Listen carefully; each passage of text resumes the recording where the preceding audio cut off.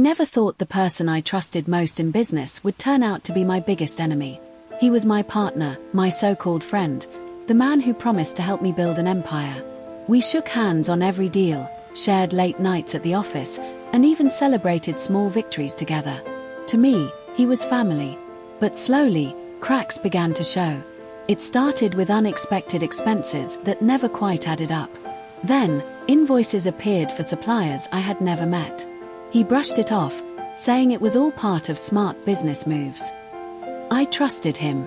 I wanted to believe him. Until one morning, the bank called.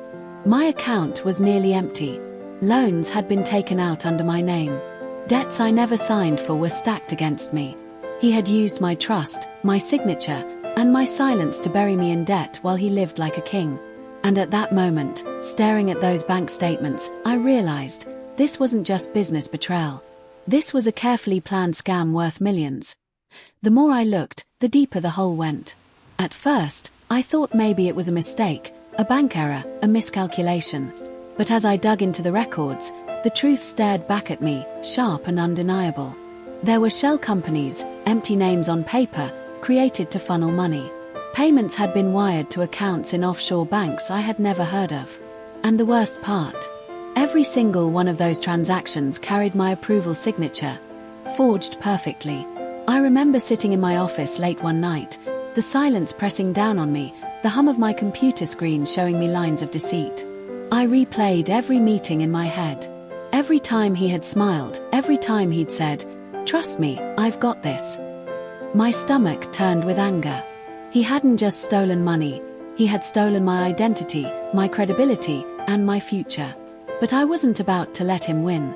So I began building my own case in secret. I copied files, printed documents, and traced every suspicious transfer. I reached out to quiet contacts, accountants, lawyers, even a friend in finance, asking subtle questions without raising alarms. Piece by piece, his empire of lies started to fall apart before my eyes. And as the evidence piled up, a new fire burned inside me. I wasn't just going to survive this betrayal. I was going to expose him, destroy his false kingdom, and make sure the world knew who he really was. The day of truth came faster than I expected. The shareholders' meeting was packed. Every investor, every board member, every person who had ever trusted our business was there. My partner walked in with his usual arrogant smile, shaking hands, pretending to be the genius behind our success. But this time, I was ready. I stood up, heart pounding but voice steady, and projected the evidence onto the screen. Every forged signature, every fake company, every offshore transfer. Gasps filled the room as faces turned toward him.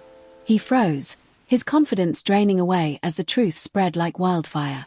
"While we were building a future together," I said, my voice cutting through the silence, "he was stealing from all of us. Millions, hidden, laundered, and funneled into his secret empire." The room erupted, shock, anger, betrayal. My partner tried to deny it, stuttering, sweating, but the documents left no room for lies. The board moved swiftly. Lawyers stepped in. His empire, built on fraud, crumbled in an instant. And me. I walked out that day with my head held high. Not broken. Not defeated. I had faced betrayal, but I had also taken back my power. The lesson I carried was simple. Trust is fragile, and when it's broken, you can either let it destroy you, or use it as fuel to rise even stronger.